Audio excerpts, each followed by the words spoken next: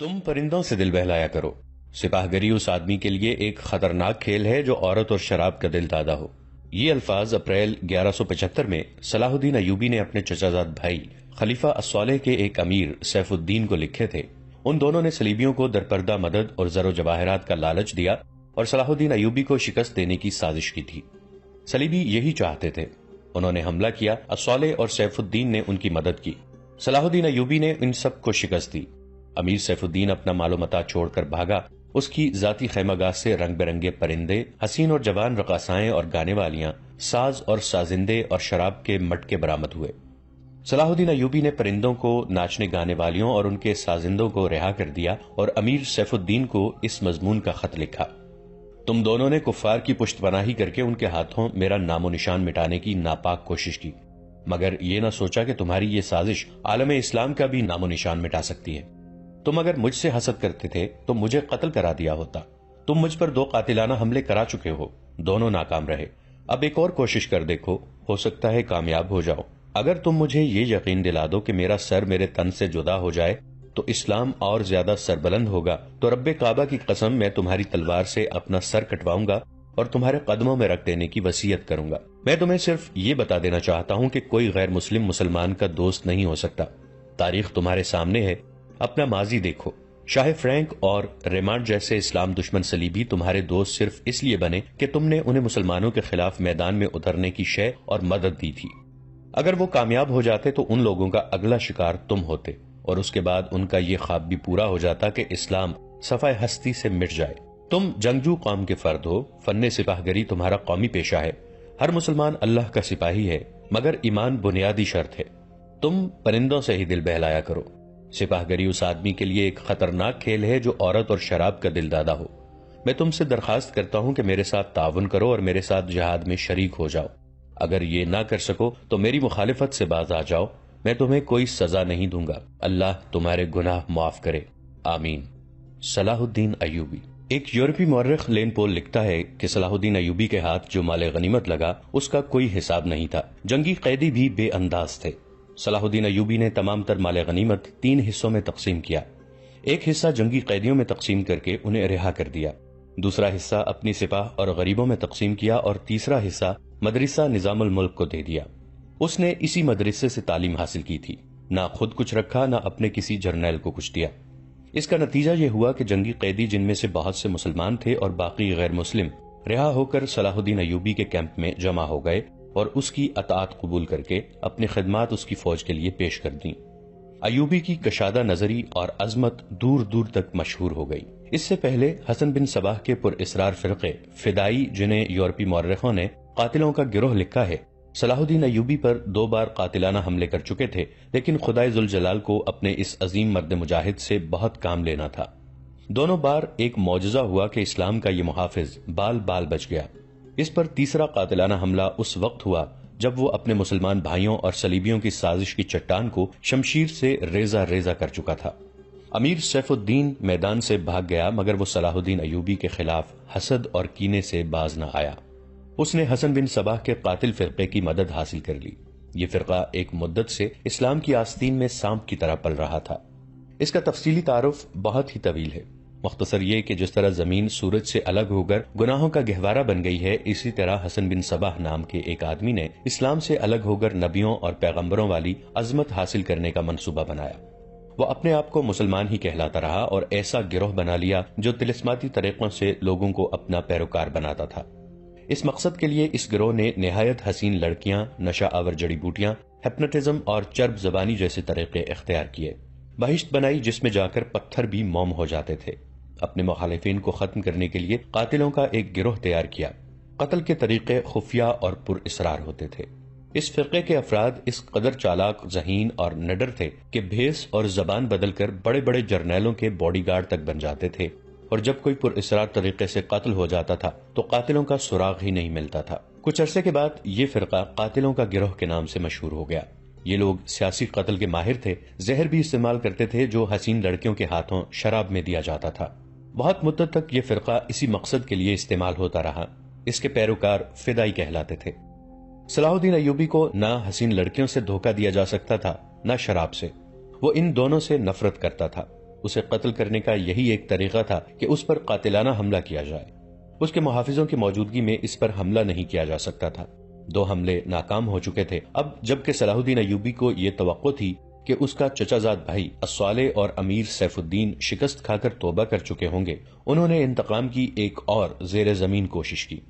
صلاح الدین ایوبی نے اس فتح کا جشن منانے کی بجائے حملے جاری رکھے اور 3 قصبوں کو قبضے میں لے لیا۔ ان میں غازہ کا مشہور قصبہ بھی تھا۔ اسی قصبے کے گرد نواح میں ایک روز صلاح الدین ایوبی اسیر جار الاسدی کے خیمے میں دوپہر کے وقت غنودگی کے عالم میں سستا رہا تھا۔ اس نے اپنی وہ پگڑی نہیں اتاری تھی جو میدان جنگ میں اس کے سر کو صحرا کے سورج اور دشمن کی تلوار سے محفوظ رکھتی تھی۔ خیمے کے باہر صلاح الدین ایوبی کے محافظوں کا دستہ موجود اور چوکس تھا۔ باڈی گارڈز کے اس دستے کا کمانڈر ذرا سی دیر کے لیے وہاں سے چلا گیا۔ ایک محافظ نے صلاح الدین ایوبی کے خیمے کے گرے ہوئے پردوں میں سے جھانکا۔ اسلام کی عظمت کے پاسبان کی آنکھیں بند تھیں۔ وہ پیٹھ کے بل لیٹے ہوئے تھے۔ اس محافظ نے باڈی گارڈز کی طرف دیکھا۔ ان میں سے 3-4 باڈی گارڈز نے اس کی طرف دیکھا۔ محافظ نے اشارے کے طور پر اپنی آنکھیں بند کر کے کھولی۔ 3-4 محافظ اٹھے اور دوسروں کو باتوں میں لگایا۔ محافظ خیمے میں چلا گیا، کمر بند سے خنجر نکالا، دبے پاؤں چلا اور پھر چیتے کی طرح سوئے ہوئے صلاح الدین ایوبی پر جست لگائی۔ خنجر والا ہاتھ اوپر اٹھا۔ عین اس وقت صلاح الدین ایوبی نے کروٹ بدل لی۔ یہ نہیں بتایا جا سکتا کہ محافظ خنجر کہاں مارنا چاہتا تھا، دل میں یا سینے میں، مگر ہوا یوں کہ خنجر صلاح الدین ایوبی کی پگڑی کے بالائی حصے میں اتر گیا اور سر سے بال برابر دور رہا۔ پگڑی سر سے اتر گئی۔ صلاح الدین ایوبی بجلی کی تیزی سے اٹھے۔ انہیں یہ سمجھنے میں دیر نہ لگی کہ یہ سب کیا ہے۔ ان پر اس سے پہلے ایسے 2 حملے ہو چکے تھے۔ انہوں نے بھی حیرت کا اظہار نہ کیا کہ حملہ آور ان کے اپنے باڈی گارڈز کے لباس میں تھا، جسے انہوں نے خود اپنے باڈی گارڈز کے لیے منتخب کیا تھا۔ انہوں نے ایک سانس جتنا بھی عرصہ ضائع نہ کیا۔ حملہ آور ان کی پگڑی سے خنجر کھینچ رہا تھا۔ ایوبی سر سے ننگے تھے۔ انہوں نے حملہ آور کی ٹھوڑی پر پوری قوت سے گھونسا مارا۔ ہڈی ٹوٹنے کی آواز سنائی دی۔ حملہ آور کا جبڑا ٹوٹ گیا تھا۔ وہ پیچھے کو گرا اور اس کے منہ سے ہیبت ناک آواز نکلی۔ اس کا خنجر صلاح الدین ایوبی کی پگڑی میں رہ گیا تھا۔ صلاح الدین ایوبی نے اپنا خنجر نکال لیا۔ اتنے میں 2 محافظ دوڑتے اندر آئے۔ ان کے ہاتھوں میں تلواریں تھیں۔ صلاح الدین ایوبی نے انہیں کہا کہ اسے زندہ پکڑ لو، مگر یہ دونوں محافظ صلاح الدین ایوبی پر ٹوٹ پڑے۔ صلاح الدین ایوبی نے ایک خنجر سے 2 تلواروں کا مقابلہ کیا۔ یہ مقابلہ 1-2 منٹ کا تھا، کیونکہ تمام باڈی گارڈز اندر آ گئے تھے۔ صلاح الدین ایوبی یہ دیکھ کر حیران رہ گئے کہ ان کے باڈی گارڈز 2 حصوں میں تقسیم ہو کر ایک دوسرے کو لہو لہان کر رہے تھے۔ انہیں چونکہ معلوم نہیں تھا کہ ان میں ان کا دشمن کون ہے اور دوست کون، وہ اس معرکے میں شریک نہ ہو سکے۔ کچھ دیر بعد جب باڈی گارڈز میں سے چند ایک مارے گئے، کچھ بھاگ گئے اور بعض زخمی ہو کر بے حال ہو گئے، تو انکشاف ہوا کہ اس دستے میں جو صلاح الدین ایوبی کی حفاظت پر مامور تھا، 7 محافظ فدائی تھے جو صلاح الدین ایوبی کو قتل کرنا چاہتے تھے۔ انہوں نے اس کام کے لیے صرف ایک فدائی خیمے میں بھیجا تھا۔ اندر صورتحال بدل گئی، چنانچہ باقی بھی اندر چلے گئے۔ اصل محافظ بھی اندر گئے۔ وہ صورتحال سمجھ گئے اور صلاح الدین ایوبی بچ گئے۔ انہوں نے اپنے پہلے حملہ آور کی شہرگ پر تلوار کی نوک رکھ کر پوچھا کہ وہ کون ہے اور اسے کس نے بھیجا ہے۔ سچ بولنے کے بدلے صلاح الدین ایوبی نے اسے جان بخشی کا وعدہ دیا۔ اس نے بتا دیا کہ وہ فدائی ہے اور اسے کیمشتگن، جسے بعض مورخوں نے گمگشتگین لکھا ہے، نے اس کام کے لیے بھیجا تھا۔ کیمشتگن الصالح کے ایک قلعے کا گورنر تھا۔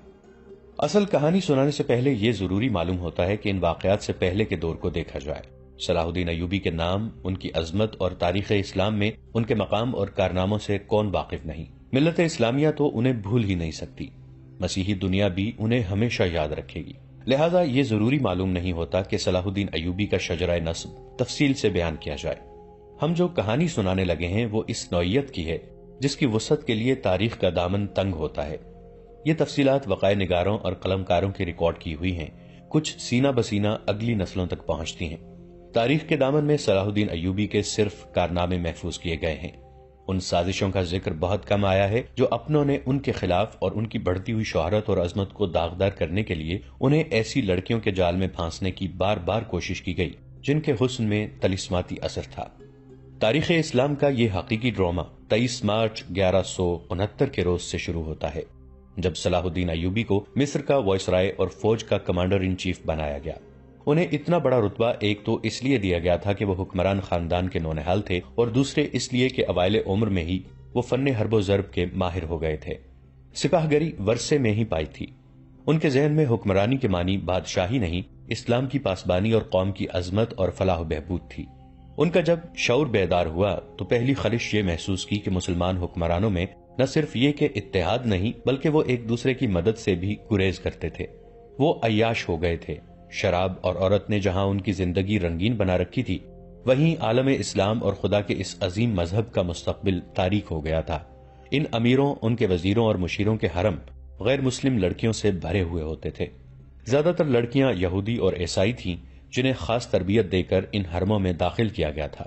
غیر معمولی حسن اور اداکاری میں کمال رکھنے والی یہ لڑکیاں مسلمان حکمرانوں اور سربراہوں کے کردار اور قومی جذبے کو دیمک کی طرح کھا رہی تھیں۔ اس کا نتیجہ یہ تھا کہ صلیبی، جن میں فرینک، فرنگی خاص طور پر قابل ذکر ہیں، مسلمانوں کی سلطنتوں کے ٹکڑے ہڑپ کرتے چلے جا رہے تھے، اور بعض مسلم حکمران شاہ فرینک کو سالانہ ٹیکس یا جزیہ ادا کر رہے تھے، جس کی حیثیت غنڈہ ٹیکس کی سی تھی۔ صلیبی اپنی جنگی قوت کے رعب سے اور چھوٹے موٹے حملوں سے حکمرانوں کو ڈراتے رہتے، کچھ علاقے پر قبضہ کر لیتے، تاوان اور ٹیکس وصول کرتے تھے۔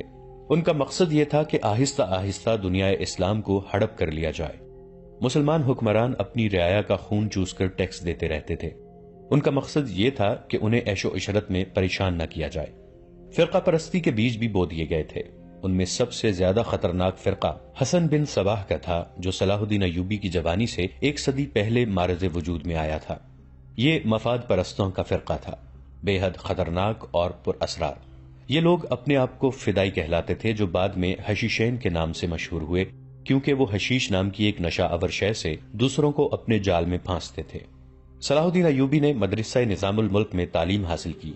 یاد رہے کہ نظام الملک دنیا اسلام کی ایک سلطنت کے وزیر تھے۔ یہ مدرسہ انہوں نے قائم کیا تھا جس میں اسلامی تعلیم دی جاتی اور بچوں کو اسلامی نظریات اور تاریخ سے بہرہور کیا جاتا تھا۔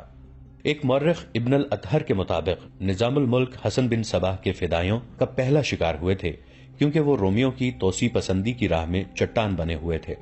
رومیوں نے 1091 عیسوی میں انہیں فدائیوں کے ہاتھوں قتل کرا دیا۔ ان کا مدرسہ قائم رہا۔ صلاح الدین ایوبی نے وہیں تعلیم حاصل کی۔ اسی عمر میں انہوں نے سپاہ گری کی تعلیم اپنے بزرگوں سے لی۔ نور الدین زنگی رحمۃ اللہ علیہ نے انہیں جنگی چالیں سکھائیں، ملک کے انتظامات کے سبق دیے اور ڈپلومیسی میں مہارت دی۔ اس تعلیم و تربیت نے ان کے اندر وہ جذبہ پیدا کر دیا جس نے آگے چل کر انہیں صلیبیوں کے لیے بجلی بنا دیا۔ اوائل جوانی میں ہی انہوں نے وہ ذہانت اور اہلیت حاصل کر لی تھی جو ایک سالار اعظم کے لیے ضروری ہوتی ہے۔ صلاح الدین ایوبی نے فن حرب و ضرب میں جاسوسی یعنی انٹیلیجنس، کمانڈو اور گوریلا آپریشن کو خصوصی اہمیت دی۔ انہوں نے دیکھ لیا تھا کہ صلیبی جاسوسی کے میدان میں آگے نکل گئے ہیں اور وہ مسلمانوں کے نظریات پر نہایت کارگر حملے کر رہے ہیں۔ صلاح الدین ایوبی نظریات کے محاذ پر لڑنا چاہتے تھے جس میں تلوار استعمال نہیں ہوتی۔ اس کہانی میں آگے چل کر آپ دیکھیں گے کہ ان کی تلوار کا وار تو گہرا ہوتا ہی تھا، ان کی محبت کا وار اس سے کہیں زیادہ مار کرتا تھا۔ اس کے لیے تحمل اور بردباری کی ضرورت ہوتی ہے جو انہوں نے اوائل عمر میں ہی اپنے آپ میں پیدا کر لی تھی۔ انہیں جب مصر کا وائسرائے اور کمانڈر ان چیف بنا کر مصر بھیجا گیا تو ان سینئر افسروں نے ہنگامہ برپا کر دیا جو اس عہدے کی آس لگائے بیٹھے تھے۔ ان کی نگاہ میں صلاح الدین ایوبی ابھی طفل مکتب تھا، مگر اس طفل مکتب نے جب ان کا سامنا کیا، اس کی باتیں سنی تو ان کا احتجاج سرد پڑ گیا۔ مورخ لین پول کے مطابق صلاح الدین ایوبی ڈسپلن کے بڑے ہی سخت ثابت ہوئے۔ انہوں نے تفریح، عیاشی اور آرام کو اپنے اور اپنی افواج کے لیے حرام قرار دے دیا۔ انہوں نے اپنی دماغی اور جسمانی قوتوں کو صرف اس مقصد پر مرکوز کر دیا کہ سلطنت اسلامیہ کو مستحکم کرنا ہے اور صلیبیوں کو اس سرزمین سے نکالنا ہے۔ فلسطین پر وہ ہر قیمت پر قبضہ کرنا چاہتے تھے۔ انہوں نے یہی مقاصد اپنی فوج کو دیے۔ مصر کا وائسرائے بن کر انہوں نے کہا، خدا نے مجھے مصر کی سرزمین دی ہے، اس کی ذات باری مجھے فلسطین بھی ضرور عطا کرے گی۔ مگر مصر پہنچ کر ان پر انکشاف ہوا کہ ان کا مقابلہ صرف صلیبیوں سے نہیں بلکہ اپنے مسلمان بھائیوں نے ان کی راہ میں بڑے بڑے حسین جال بچھا رکھے ہیں جو صلیبیوں کے عزائم اور جنگی قوت سے زیادہ خطرناک ہیں۔ مصر میں صلاح الدین ایوبی کا استقبال جن زعما نے کیا ان میں ناجی نام کا ایک سالار خصوصی اہمیت کا حامل تھا۔ صلاح الدین ایوبی نے سب کو سر سے پاؤں تک دیکھا۔ سب کے ہونٹوں پر مسکراہٹ اور زبان پر پیار اور محبت کی چاشنی تھی۔ بعض پرانے افسروں نے انہیں ایسی نگاہوں سے دیکھا جن میں طنز تھی اور تمسخر بھی تھا۔ وہ صلاح الدین ایوبی کے صرف نام سے واقف تھے یا ان کے متعلق یہ جانتے تھے کہ وہ حکمران خاندان کا فرد اور اپنے چچا کا جانشین ہے۔ وہ یہ بھی جانتے تھے کہ نور الدین زنگی رحمۃ اللہ علیہ کے ساتھ ان کا کیا رشتہ ہے۔ ان کی نگاہوں میں صلاح الدین ایوبی رحمۃ اللہ علیہ کی اہمیت بس ان کے خاندان کی بدولت تھی، یا اس وجہ سے انہوں نے صلاح الدین کو اہمیت دی کہ وہ مصر کا فوجی وائسرائے بن کر آیا تھا۔ اس کے سوا انہوں نے صلاح الدین ایوبی رحمۃ اللہ علیہ کو کوئی وقت نہ دی۔ ایک بوڑھے افسر نے اپنے ساتھ کھڑے افسر کے کان میں کہا، بچہ ہے، ہم اسے پال لیں گے۔ مورخ اور اس وقت کے وقائع نگار یہ نہیں بتا سکتے کہ صلاح الدین ایوبی نے ان لوگوں کی نظریں بھانپ لی تھیں یا نہیں، وہ استقبال کرنے والے اس ہجوم میں بچہ لگ رہا تھا۔ البتہ جب وہ ناجی کے سامنے مصافحے کے لیے رکے تو ایوبی کے چہرے پر تبدیلی سی آ گئی تھی۔ وہ ناجی سے ہاتھ ملانا چاہتے تھے، لیکن ناجی جو ان کی باپ کی عمر کا تھا سب سے پہلے درباری خوشامدیوں کی طرح جھکا، پھر ایوبی سے بغلگیر ہو گیا۔ اس نے ایوبی کی پیشانی چوم کر کہا، میرے خون کا آخری قطرہ بھی تمہاری جان کی حفاظت کے لیے بہے گا، تم میرے پاس زنگی اور شرکوہ کی امانت ہو، میری جان عظمت اسلام سے زیادہ قیمتی نہیں۔ صلاح الدین ایوبی نے ناجی کا ہاتھ چوم کر کہا، محترم، اپنے خون کا ایک ایک قطرہ سنبھال کر رکھیے، صلیبی سیاہ گٹاؤں کی مانند چھا رہے ہیں۔ ناجی جواب میں صرف مسکرایا، جیسے صلاح الدین ایوبی نے کوئی لطیفہ سنایا ہو۔ صلاح الدین ایوبی اس تجربہ کار سالار کی مسکراہٹ کو غالباً نہیں سمجھ سکے۔ ناظرین، آج کے لیے اتنا ہی۔ ہماری ویڈیوز سے اپڈیٹڈ رہنے کے لیے ہمارے اس چینل کو سبسکرائب کر کے نیچے موجود بیل آئیکن کو ضرور کلک کیجیے گا۔ آپ کے ساتھ انشاءاللہ جلد ملاقات ہوگی اسی کہانی کی نئی قسط کے ساتھ۔ تب تک کے لیے اپنا بہت سا خیال رکھیے گا۔ ہمارا اور آپ کا اللہ نگہبان۔